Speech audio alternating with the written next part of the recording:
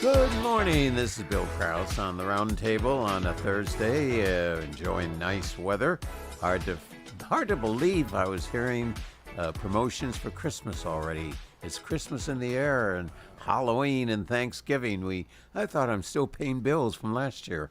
We're having with us today, certainly no stranger to WGNS, certainly no stranger to Rutherford County, and totally a good friend of ours, our state representative, Mike Sparks. Good morning, Mike. Hey, good morning. Thanks for inviting me. Well, Mike, we want to initially get off on a subject that you had shared with me here recently, and I think as we get into the beginning of the school year, we want to be talking about mental health and students in the educational process. Yes, sir. Tell me what you had initially shared with me that I want to certainly have our radio listeners really become involved in it. Well, as an adult learner, I went back to school and finished my degree late in life, which really has been a blessing. I've kind of did the reverse, what a lot of folks have usually done. But like you were one of my professors, took your political science class. You were a great student. And we got along great with all the students, and had great interaction, and appreciate you always take the students out to dinner too. I call that a chance to interact as friends rather than just academic folks. Well, and I appreciate that. You're probably the only professor that's ever took the class out at dinner. I've never experienced that, but that's great. And I'm not trying to throw you off, but if there's other people like myself that's over 40, that's thought about over 50, that's thought about going back to school, maybe taking your class. You teach at Montlow, Columbia, Williamson College, and downtown SAE, which is a technology institute. Yes, I enjoy it. It's just helped me be a little bit more well-rounded. But I also see the needs of the students, interacting with. And I'm going to tell you, it's totally different than when I was in college when I was 18, 19, 20. Oh, exactly. And as you know, and I've been doing this for so many years, my primary class that I teach is American government, and entering the political season in full blast for 2024, quite frankly, is going to be a challenge for me as a teacher, primarily with the young men and women, to somewhat try to keep their degree of optimism, their degree of feeling that there's a future. Yes. This will be an extraordinary negative campaign, both from the standpoint of how it's covered as well as what is said. And when we talk about that, I do not want 17 and 18 and 19-year-olds to think, is this the future? Yeah. Is this my exactly. life? And how do we balance the optimism and the feeling of the future with the reality and the rationale of the present?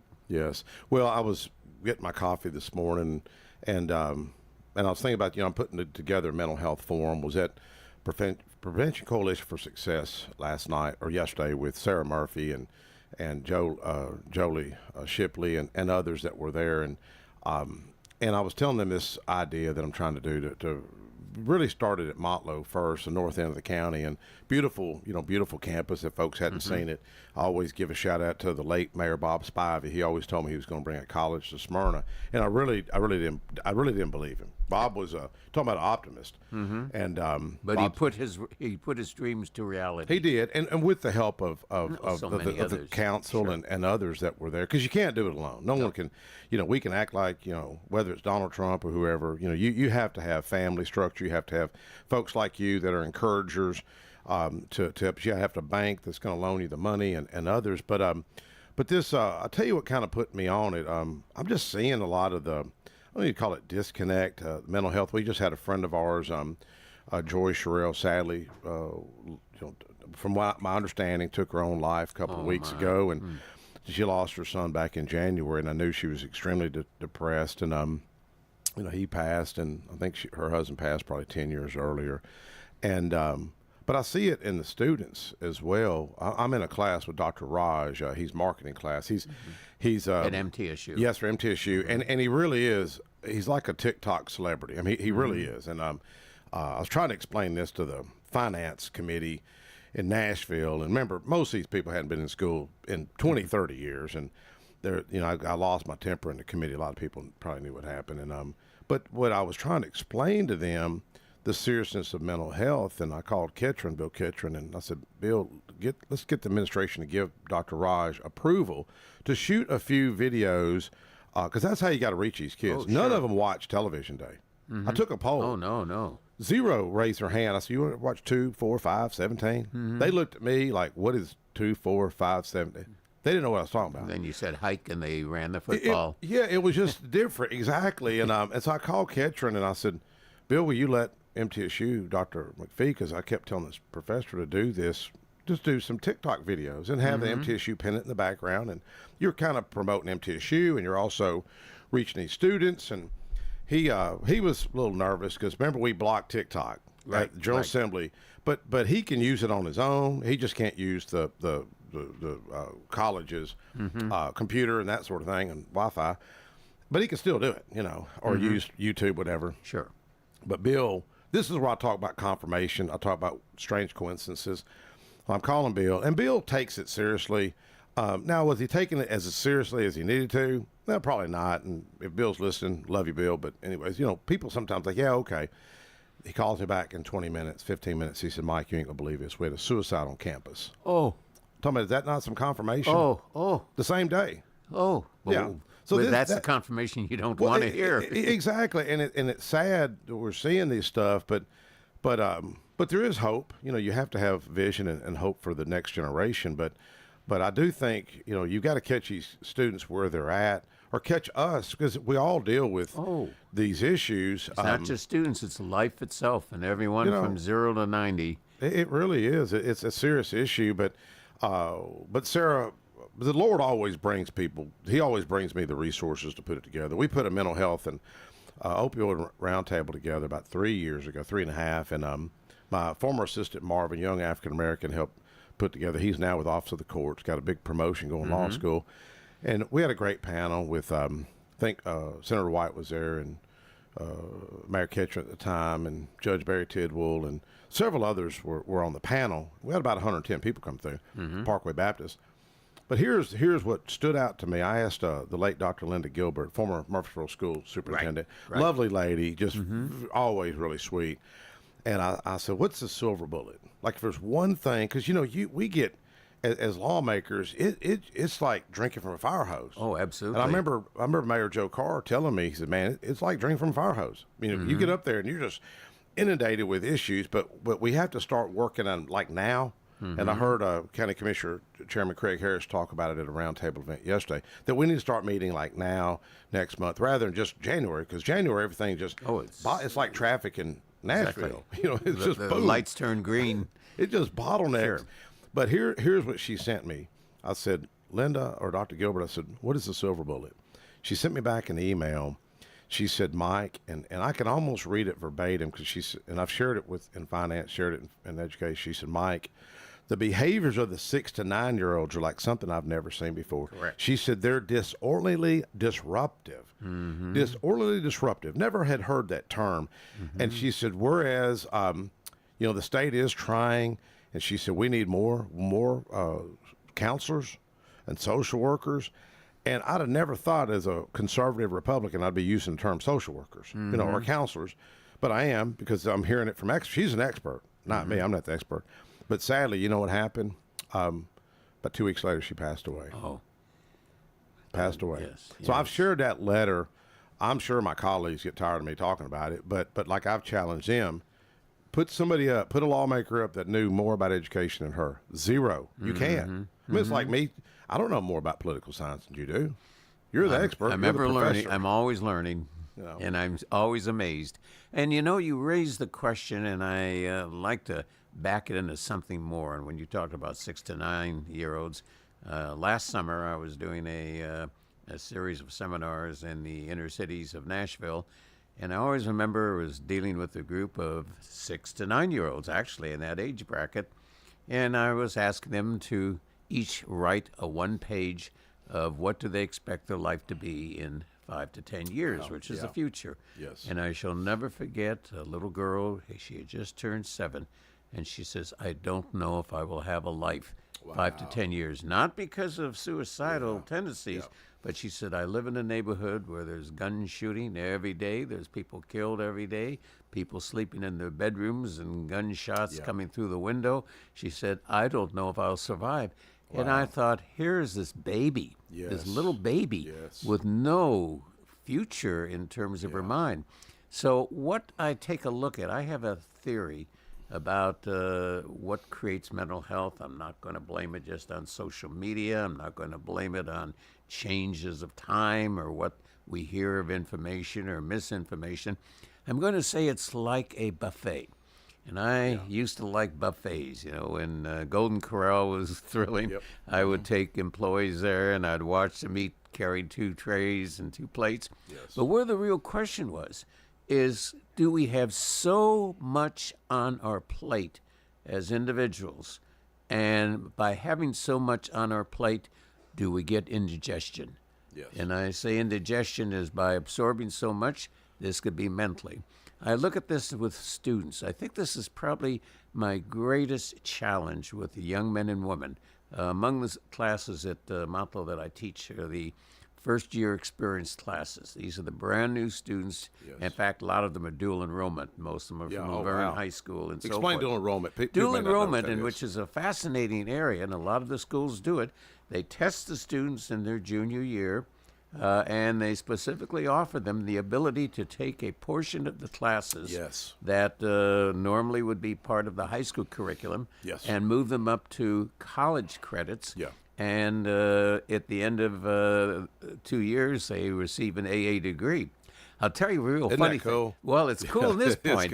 Do you realize this last time in Motlow and at Laverne High School, students got an AA degree 1 week before they got their high school diploma? Is that not cool? And I said, well, I wondered how interested these are high performance students. I mean, not every student could probably. They have handle high potential and they have a desire to do it. Great group of young men and women.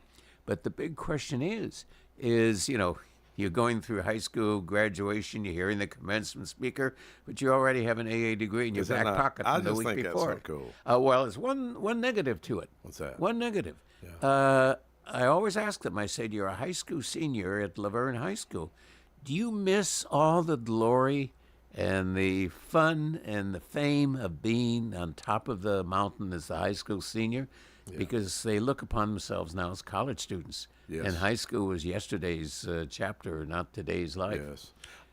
I was going to tell you, I was at Motlow. It was at least when I first got elected to the state. This was 2000 and maybe 11 or 12 or somewhere in 13, and I was taking a mass comm class with Chuck Whiting. Oh, sure. Great guy. Great guy. He really is. And cares deeply for the students. I'm going to tell you, he really is a hard professor. Yes. I mean, I was kidding you off earlier, you're a hard professor. This guy, I mean, literally, a very hard professor. He may not like me sharing on the radio, but he, I'll ask Chuck when I see him next week. There was a young lady sitting beside me, and always sit at the back, you know, just being back row Baptist. I'm sitting there, and this young lady had a sport coat on, and she kind of rubs my sleeve. She goes, man, I just love that sport coat. I just love that sport coat. You know, and I'm thinking, yeah, you know, it's a nice sport coat. You know what she says? No. She says, I'm into vintage clothing. I started thinking, I thought, man, this coat is older than this young lady. Yes, I gave that coat away after that. You should have given it to her. It just she killed might me. have consigned it to but she was doing wrong from Laverne. But one thing that I want to stress, you know, our county we're growing so fast, and the dual enrollment can be a little bit of a lever, I think, to ease some of the overcrowding. So I know we've got county commissioners listening. I know the mayor's maybe listening, maybe Dr. Sullivan, school board members. You know, if we could try to expand, I have talked to Dr. Sullivan about it, expand that. And I appreciate Senator Don White having legislation a few years ago on this. I think when you said there's like a buffet, there's not just one answer to relieve this overcrowding. Dual enrollment could relieve some seats. Charter school can relieve some seats. Homeschooling can relieve some seats. It's not a cure-all, but we've got to come together as a county. And we had a good meeting yesterday with Tim Rudd was there, and Commissioner Romel McMurray, and Chairman Craig Harris, and Chris Jensen with the home builders. And there was some great discussion going on. And that's what my professor asked me. I met with him the other day, Dr. Raj, about this. Was a couple weeks ago, and he said, well, he's from India. He said, well, Mike, what do you want to accomplish? I said, bring people together Two, you're having a discussion. Because if you're never discussing the issue, you're never going to identify the problem and then have some potential solutions and just bring folks together. But it really is a serious issue. I mean, it's serious with adults as well. Well, let me give you a little example when you talk about school. I'm now going to emphasize or stress college education rather than K through 12.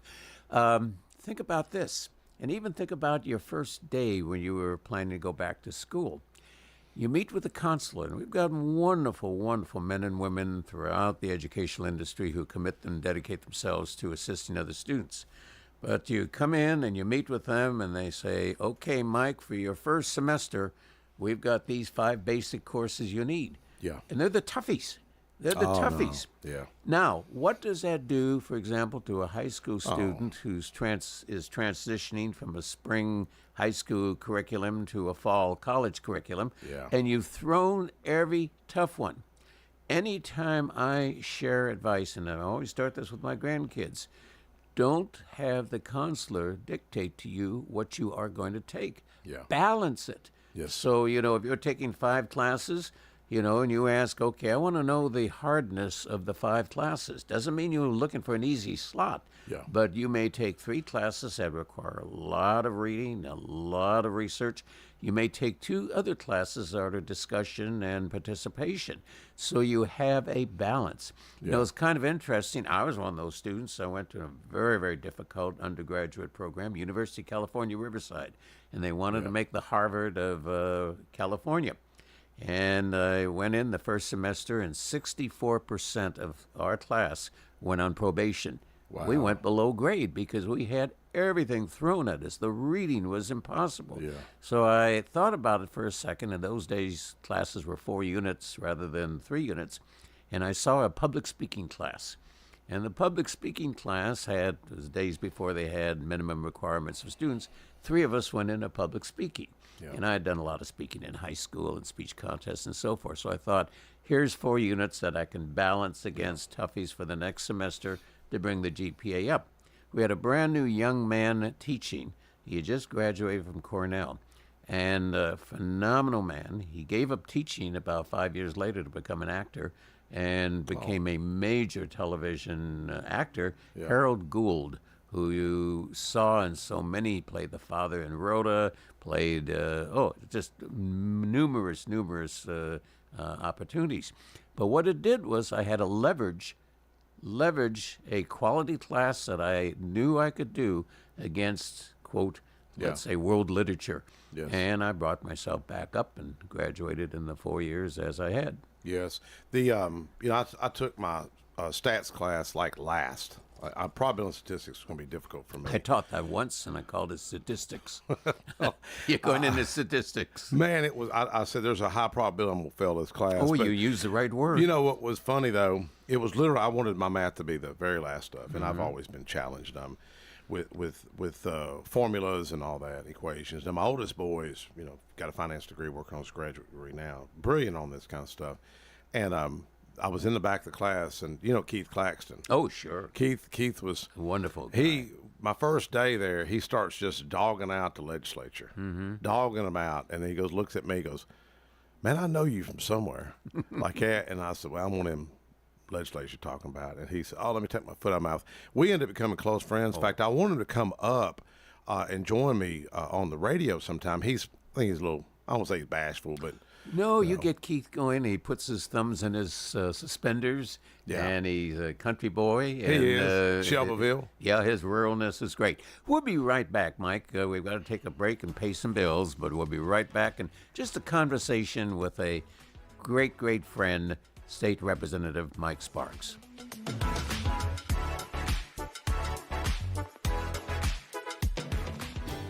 Insurance should be simple, not complicated.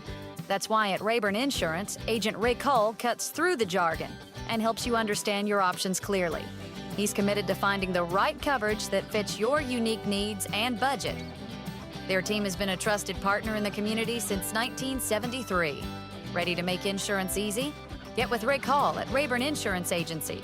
He's ready to help you get the protection you deserve. Hi, this is Chip Walters with Exit Realty Bob Lamb and Associates. You might know me as the voice of the Blue Raiders, but I want to be your trusted advisor in real estate. Whether you're buying or selling, it's time to choose Chip. Do you have a growing family and need to upsize? Are you an empty nester now and need to downsize? Are you thinking of selling your current home but just worried you can't find something else? Well, it's time to choose Chip. I'm looking to be your trusted advisor in real estate. I'm Chip Walters with Exit Realty Bob Lamb and Associates. Support First Shot at Autumn at the Alley.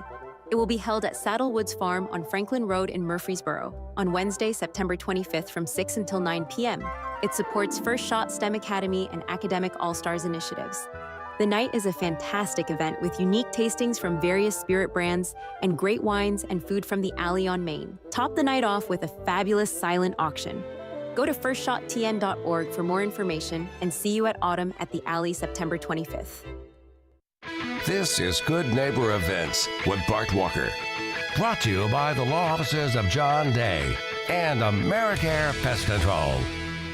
I've got pests. It's time to mount a counterattack on mosquitoes and reclaim your yard. AmeriCare Pest Control can help you enjoy your yard again and protect your family from mosquitoes that can carry West Nile and encephalitis.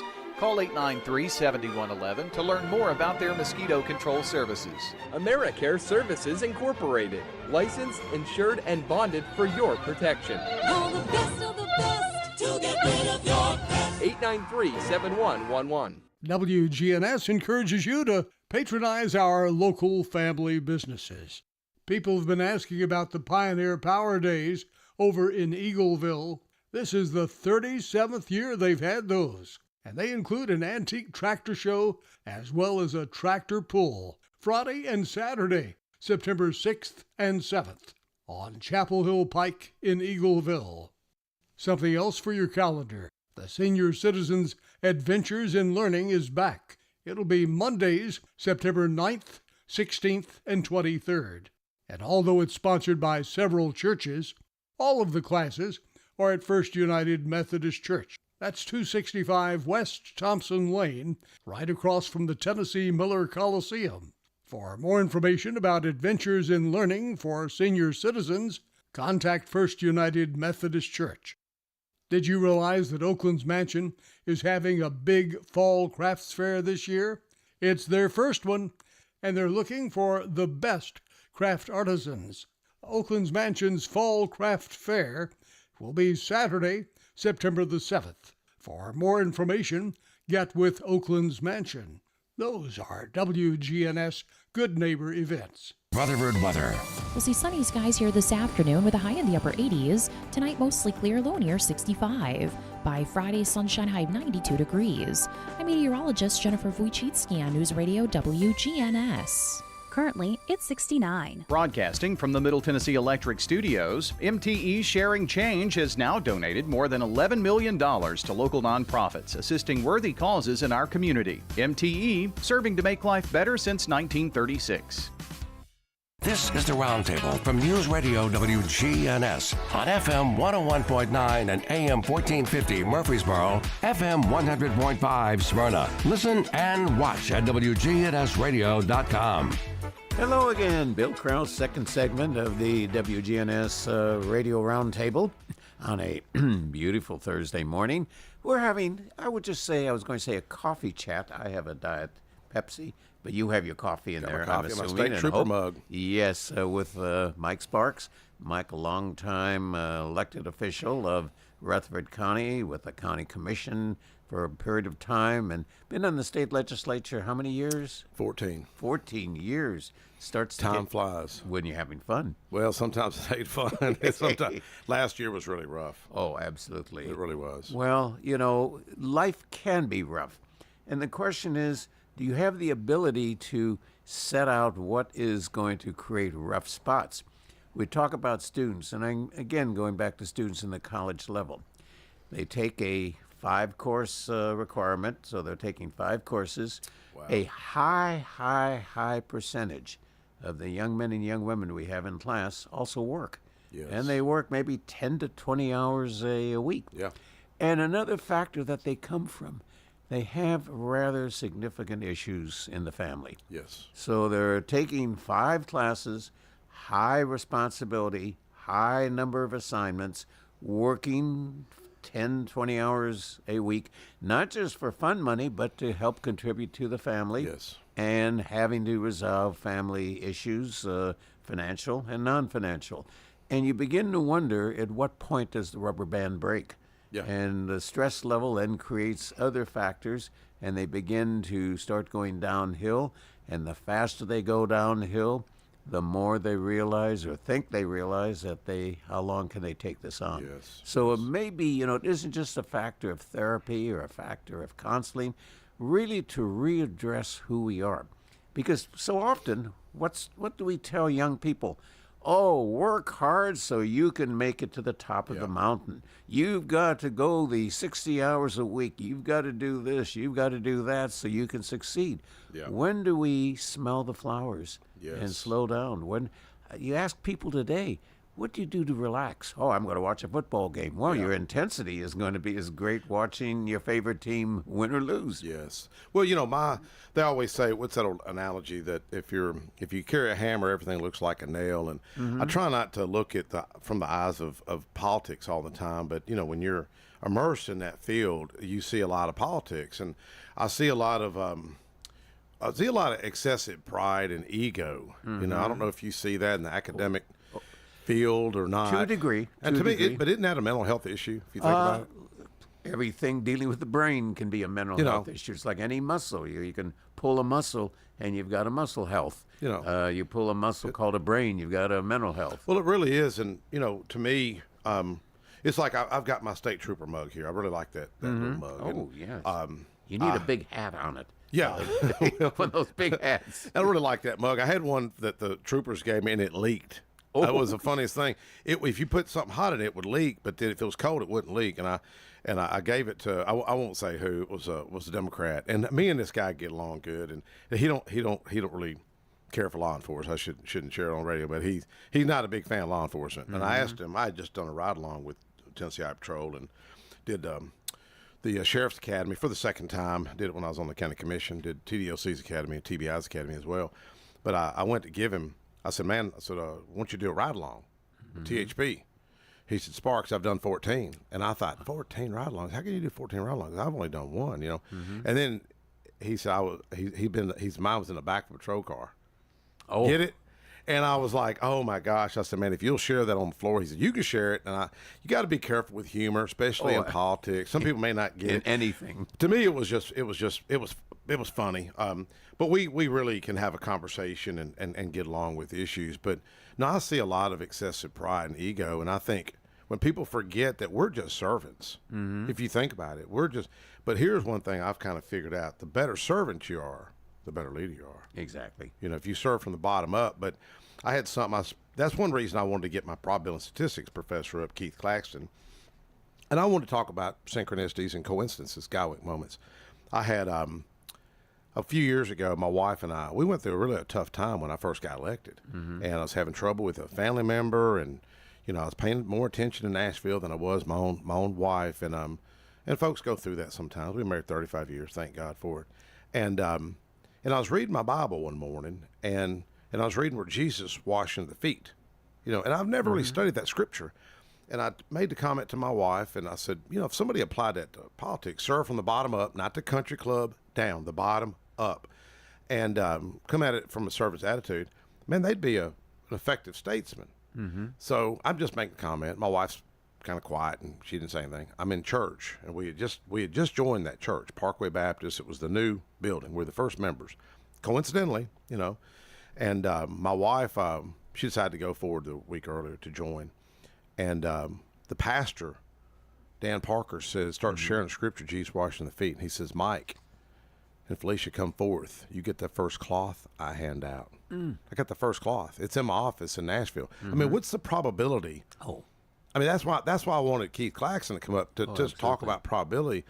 Now, most people say, man, that's just coincidental, Mike. But even Einstein said coincidences are God's way of remaining anonymous. I think the hand of providence, like he spoke to our forefathers, he spoke to George Washington. I mean, this country wouldn't exist if it wasn't for divine guidance. Oh, exactly. Say whatever you want to say about America. I know there's probably some haters out there, but look at us getting away from the British authority and seeking independence. And the basis for our Constitution is really freedom. It's what every American should strive for. But what is that? I mean, that coincidence. I had Dean Urban on last week, and we talked about an extreme coincidental moment that with him and I shared, and he says, Mike, you can't explain it with academics. No. That's where faith comes in. You know, and I know you're a believer. Well, I would also say coincidence can sometimes be the product or result of effort. And what do I mean by that? You do a good task today, somebody down the road does another good task tomorrow, somebody across the street does a good task a week from today, and you suddenly see something happen in the neighborhood, and you say, that's a coincidence. Yeah. And it may really not be a coincidence because 3 different people planted seeds in the ground. Yeah. Either by plan or choice or by the fact that it's just part of the human nature. Yeah. I think as I look back and I think, my role in teaching, yes, I can teach a subject, I can teach a topic, we can cover American government, and we can talk about dates and times and places. And I stay away from dates and times and places. Yeah. I don't want education to be just a memorization of events, people, and activity. I say, what is the heart of America? What makes us tick? We have 335 million people in this country. Yes. We never say we have 1/3 of a billion people, because whenever we say we have 1/3 of a billion people, it means we've lost our individuality. Yeah. We think of China with 1.1 billion. Yes. So we're not going to use the word billion in describing ourselves because it takes away the individuality. You take a look at the overall American. Take a look at the overall Rutherford County resident. Take a look at the overall citizen of Murfreesboro and Smyrna and Laverne. And, hard-working, good people who have challenges, people who have loves, people who have opportunities, people have aspirations. And we take a look, what makes the human person tick? I take a look, and as you may recall, I start every class with happy joke time. Yeah. Doesn't mean that I'm a frustrated comedian. And some of them aren't that funny. Oh, I know. I can tell I'm teasing you. Most of them are, though. I remember a lot of them. I don't. I try to forget them. But I will say, next time. To wake the students up, I guess. Oh, well, no, you do something else. If you can put a smile, even if it's a corny smile, for a student, then their whole attitude for the remaining hour and 19 minutes is going to be somewhat positive. I agree. What's your I'm putting you on the spot here. Oh. What's your professor rating? If you ever look, because there's a rating for professors, Well, is it 4.9? It's 5.0. Are you serious? 5.0 for real? In most evaluations, and I hate to I never talk about myself, but I've always been the top ranked. I've got one more class to finish a second bachelor's in media, and I just got an email from the instructor. It was I guess an email to all the students, and it's about the recording industry, and it's not my forte at all, but I had to have a history of media course, so I'm taking it, and I like to be around the students because I pick up. They can show me how to work my iPad. They can show me a lot of this kind of stuff and media things, and I learn a lot. In fact, going back on what you said about kind of the mental health and the family status and the hurts and the pains that's out there, I meet with a student tomorrow. I'm going to hire her as a tutor, and she helps Dr. Raj. So I got talking to her about her background. I said, well, how you getting by? Do you work? She says, well, I'm over here at Puckett's restaurant. She said, but, they've kind of cut back a little bit, and the economy's kind of tight. And I said, well, because she had a different last name. I said, where's your family from? And she said, well, my dad's from Africa. And my mom's from the States, but her mom lost her life. I thought the way I was thinking she was hit by a drunk driver. Oh, she lost her mom, and 2 years ago. So she's paying $1,600 in rent. I'm like, man, how do you get by? $1,600 in rent. So I got an idea. I think maybe able to help her with something. And I said, have you sought any counseling or therapy? She said, yeah, I'm doing that. And and I said this in committee when I had the bill about music therapy. And I said, if you'd have told me 10 years ago I was talking about mental health, music therapy, critical thinking skills, writing therapy, I'd have never thought I talked about this subject. But then you start seeing the problems, and then I see a lot of I see a lot. I call it butt hurt. I mean, people been kidding me, butt hurt.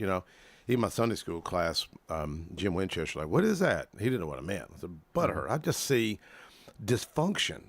And you couldn't have dysfunction at Nissan because you'd never produce a quality car. You couldn't have dysfunction up here because somebody's got to work the mic and these controls. But I see more dysfunction in government today than ever before. I mean, you're a political science professor. Well, you're the expert, not me.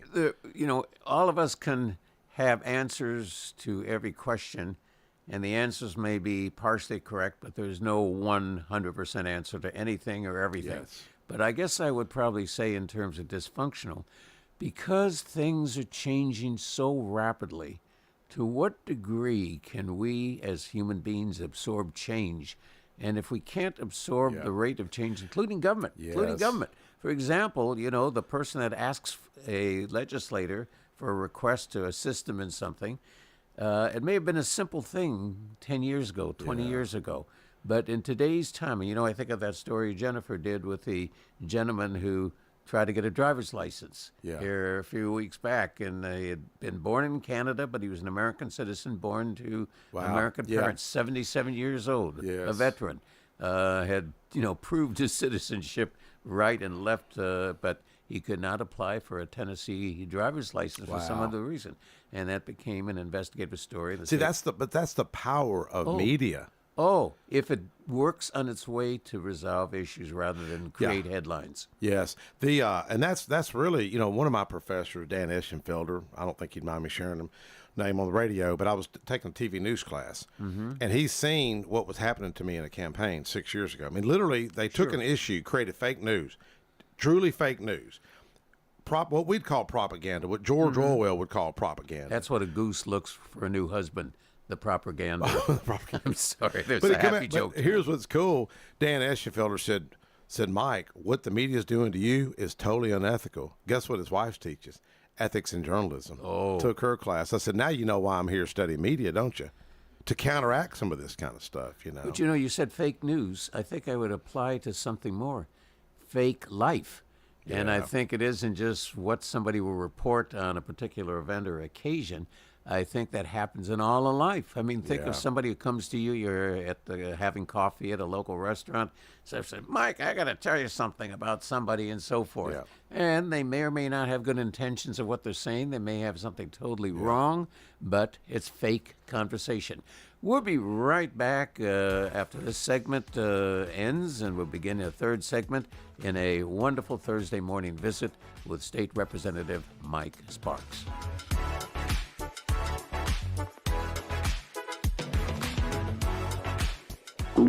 Oh no, stomach issues again? Stomach issues? Who are you? Your pancreas. I could be the real reason for your diarrhea, gas, bloating, stomach pain, or loose oily stools. I thought it was my stomach. People often do, but any of these symptoms could mean having a condition called exocrine pancreatic insufficiency, or EPI. With EPI, the pancreas doesn't release enough enzymes to break down food, but EPI is manageable. Use the symptom checker on identifyepi.com and speak with your doctor. That's identifyepi.com. Sponsored by AbbVie.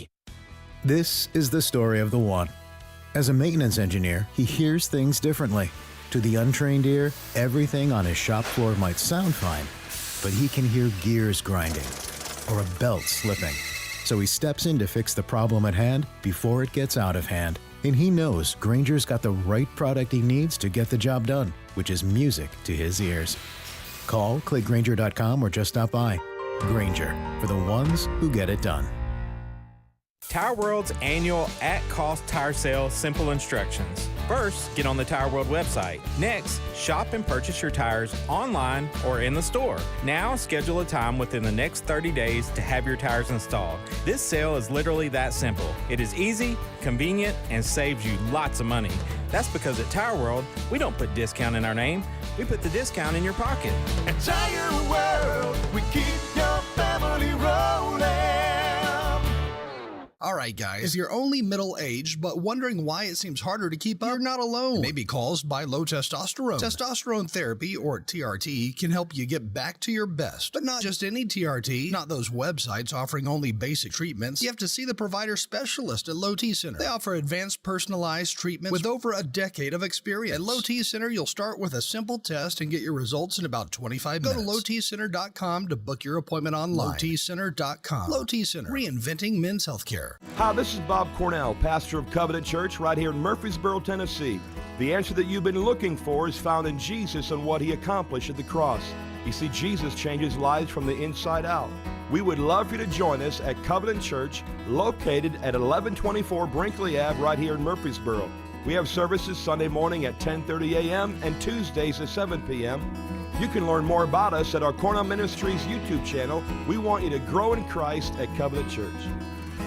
This is the Roundtable from News Radio WGNS on FM 101.9 and AM 1450 Murfreesboro, FM 100.5 Smyrna. Listen and watch at WGNSradio.com.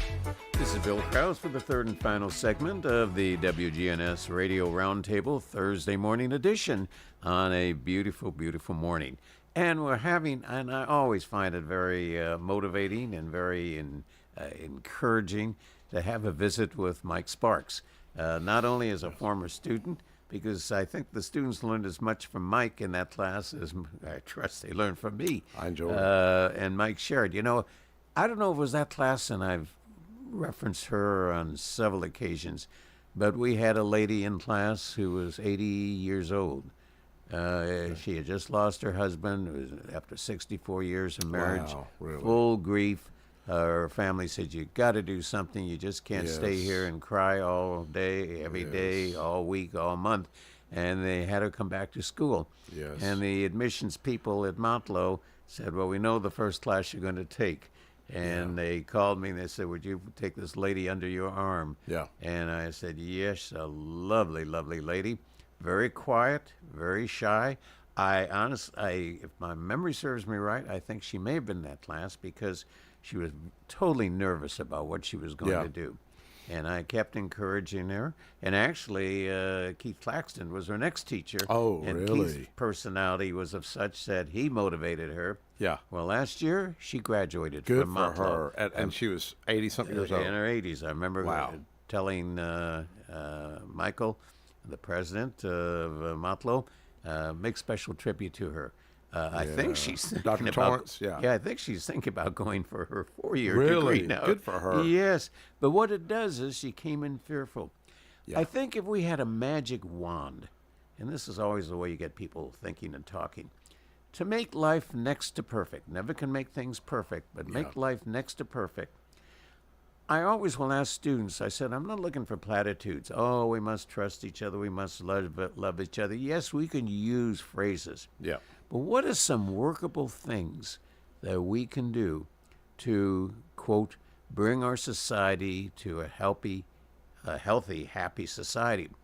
The only time, and this sounds very strange and weird, but the only time this country really comes together is when we've had a tragedy. Yes. We've lost sat through assassination. We've had a space, 7 astronauts die and so forth. I'm old enough to remember faces and people on the Kennedy assassination. Yeah. And, everybody looked at each other with shared grief, but looked at each other with shared support for each other. Yeah. I think what we're looking for is, how do you look somebody else in the eye and said, I don't know your trouble, I don't know your problem, I don't know your issue, I don't know your fear, but I'm here if you ever need the backup. I heard a pastor, my former pastor Dan Parker, once say, you're either in a storm, you're leaving a storm, or you're entering into a storm. Mm-hmm. And we all have storms in our life, but I wanted to, you reminded me of what Bob Dylan once said, where he said, the times they are a-changing. Yes. And it's me at 57, I see my neighborhood changing, I see our schools changing, I hear more sirens, I see WGNS will post, a theft in Smyrna, and, and me, I'm sitting there thinking, okay, how can I use this bachelor's degree in media to help spread the news of WGNS? But, whether it's catching that criminal and really just reaching those young people before they commit crimes. You know, our prison budget has doubled. Mm-hmm. And like I said at this mental health meeting with Sarah Murphy last night, and I don't want to use profanity on the radio, but I did use it's just a D word, and I guess it's one of the 7 words you can't use. But I said, there's not a blank lobbyist in Nashville fighting for these issues. I've never met them. Yes. It doesn't mean people don't care, but there's a lot of silos out there. You know, this person's doing this thing, this person's doing this thing, this person, and there's not a hub bringing people together. And that's kind of where I want to go with this area at Motlow and then MTSU, where people are getting connected. People see here's resources, and I know there's a lot out there, but I do see the disconnect. We just had Habitat was on, Terry was on, and Randy Allen texted me this morning. Hey, he's like, hey man, you coming to the Habitat build at Nissan tomorrow? And I said, yeah, I'll be there. And you know, they're bringing people together, inviting folks together, and but I just see such disconnect in our society. And I had a young lady come up to me last year. This was really cool. This is what I call confirmation, God wink moment. But I wrote an article about lack of civility as a threat to the republic. You know, I've got my Tennessee Ledger newspaper, which sadly got hacked, and so we're having to rebuild it. I still was able to retrieve some articles, but TennesseeLedger.com. And I said, lack of civility is a threat to the republic, you know. And so I wrote that, and I talked about the importance of the Dale Carnegie program. Dean Urban had come in and kind of taught up like a mini course with leaders, and former town manager Brian Hercules helped organize it in Smyrna. Ran us a space. We had about 20 leaders there, and pastors. And here's where I got confirmation. Little girl is in class, the brightest student there. Sweta Nepal is her name, and she's from the country of Nepal, and always smiling, interacting. And I got to share my faith in class one day. We got to talk about Israel, talk about the terrorist attack, and got to talk about my faith. And a little girl comes up to me a few days later, and she said, "I just want to let you know I'm studying Christianity." And she got baptized here a couple months ago, she told me. And a beautiful little girl, real sweet spirit about her. And then I asked her. Remember, I just wrote the article. Right. The lack of civility is a threat to the republic. Just wrote that article now. Talked about Dale Carnegie. That was the whole essence of the article. I asked the girl the very next day now, and right in front of Dr. Raj, and I said, what has set you apart? You're just outgoing, you know, you're interactive and in class. And she said, I guess it's because I completed the Dale Carnegie program. Wow. So that's why I want Keith up testimonial. here. This way, this is just not hyperbole that me talking about this or emotions. I want him to say, prove to me what the probability is. What's the probability of this? This is where this is really, it is a divine path. And like what they were saying, well, I think if you are trying to do the right thing, this convergence happens with us. Like you, if I wouldn't have took I took on the issue of low pay of adjuncts. Yes. And people told me to contact you. By the way, they got a raise, is what my professor said, because he was telling me to take this issue on. And we took it on. We made a video and I run a resolution. And I called out the president's pay raise, which was $56,000, and adjuncts were averaging 18. It's called out on the House floor. I didn't say the name, but I just said, why does that exist? Guys making 400-something thousand, and then we neglect somebody making 18? And it got everybody's attention. I probably step on a few toes, but when I look back, my mentor stepped on toes. Major Walls was at Pearl Harbor when it was bombed. My dad was World War II. Jesus himself stepped on some toes, flipped over some tables that need to be flipped over. But I think we have to do it in a Christ-like spirit, which is difficult. Here I am talking about using profanity in a meeting the other day, but I see that disconnect that exists, and it really is. If we don't get together as a nation, I'm afraid we're going to lose this country. Well, I hear that, and of course, and you've seen the '60s. I know that the late '60s things happened. And certainly anti-Vietnam and the civil rights movement and so forth and so on.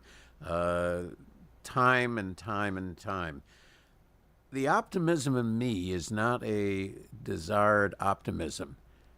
I try to be a realist, and I try to look at not only data, I try to look at human needs and human desires. Yes. And I am, believe it or not, despite going in the next 2.5 months of a very, very difficult political life, this country has certain roots in it that can withstand the strongest storm.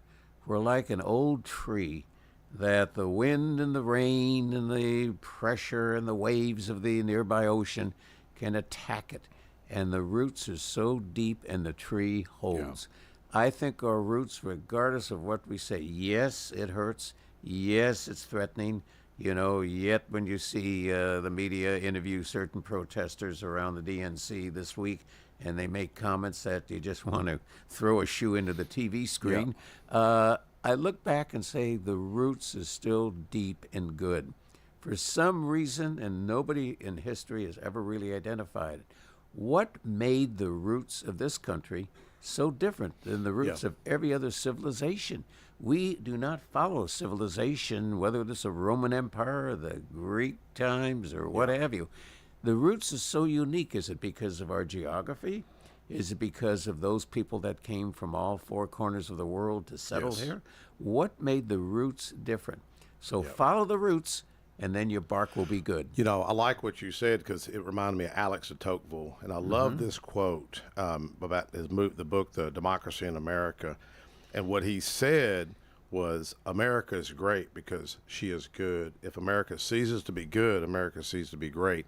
I think we've lost faith, and I don't want to be disagreeing with you, but you have more hope and optimism than I do. When we're losing our faith, when we're seeing the chaos, because I see a different side, but we've gotten away from our faith. One reason I get along so good with one of the Tennessee Three is I've talked to him about forgiveness.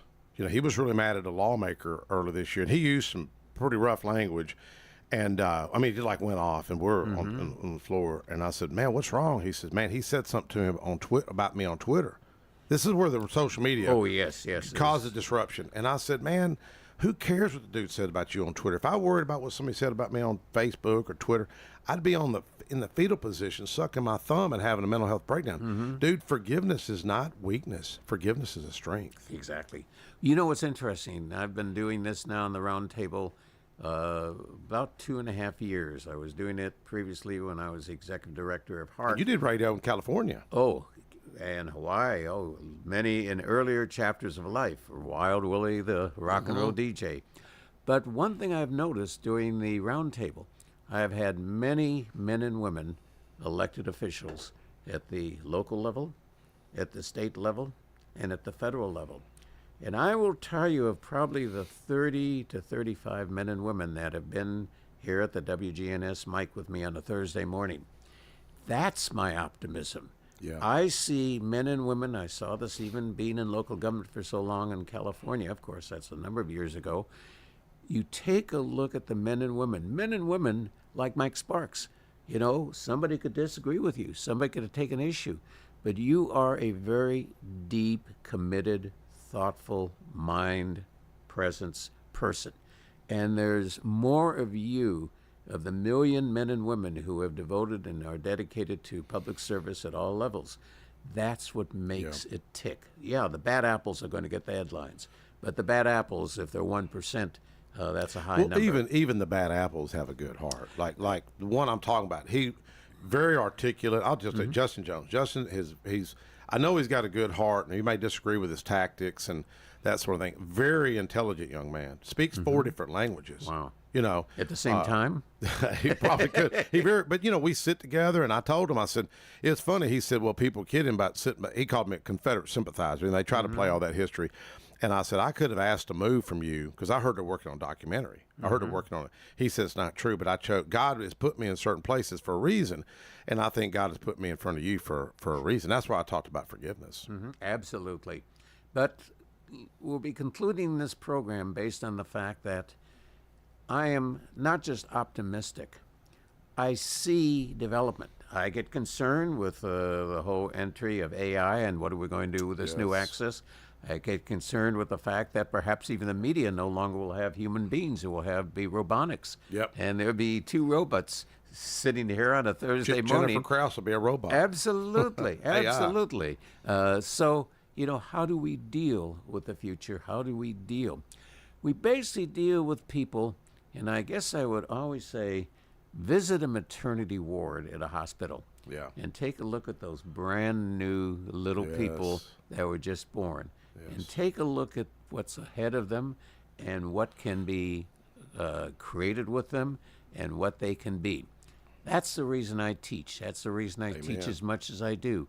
If I can look at the eyes of the young men and women and begin to see a glimmer and grasp of optimism for the future, not just in politics or government, but life itself. Yes. You know, I think one of the greatest faults of the pandemic, believe it or not, was we had to wear masks, and we no longer could smile at each other. How many of you smile to someone else when you're walking down the street? How many of you may be waiting in line at a grocery store checking out, and do you say a nice thing? I make that point not because I want to be a nice person, but it makes a point that if I can make somebody's day, if I can even tell a corny joke, and next time you see Keith Claxton, tell him he's got to teach a particular course that you ought to take. Yes. It's called Gazinta. Uh-oh. Ask him to teach. He's a math teacher. Teach Gazinta. Okay. So what's Gazinta? 2 Gazinta 4, 4 Gazinta 8, 8 Gazinta 16. So bring a little smile with people. You know, as they once said, I may be corny, but the thing in the middle of your eye is cornea. Yes, amen. Well, you've got a great heart for stuff. I mean, there's things I can share on the radio that you may not want me to share, because housing's a big issue, affordable housing, and I know you have a heart for that area. And I've met some. I think sometimes academics get a bad rap. All the professors I've had have been great. Professor Oligood, Keith Claxton, Chuck Whiting, Eschenfelder, both Eschenfelders. Great professors. Absolutely. Well, you know, you have to be dedicated to this, and this goes from K through 12. This goes from community college to 4-year, and this goes from graduate school, master's, and doctorate. I have a slogan. I'm never there to teach. I will tell students I'm not here to teach you a thing. I'm providing you the opportunity for you to discover. Yes. If I provide the text or I provide the concept on the table, you are to design, decipher, and dissect that concept, and it's your own discovery. So we basically look at mental health. We need life health. And we need life health because it's such a thin line between good mental health and bad mental health. Yeah. You can step over that line on one incident, one episode, one thing triggers it off. If you take a look when somebody has crossed that line, it may have been coming for a long period of time, or it may have been just shook up at a particular incident. You know, driving on I-24, if one had to commute in, guess what? What does that do to your mental health? You get off after stop, start, and you go in your office in downtown Nashville, and you walk in, and your fellow employees are there. And you're going to say, "Oh, I'm happy today. This is a happy day." No, you're still fuming. I mean, stop and start, or somebody had an accident, not their fault, but they had an accident that you had to back up for 7 miles on the I-24. Yes, it is stressful. No doubt. Oh, no, well, life can be very stressful. The person who can't get away from their cell phone and have to take a look. Who's texted me recently? Yes. You know, and I know very few people who don't check their text. Yep. So, Mike, it has been great to have you here. And you are a friend. You certainly are a service to this county, to this community. You are a service to people, and you're the pinnacle of hope. Well, thank you, Dr. Ross. Appreciate it.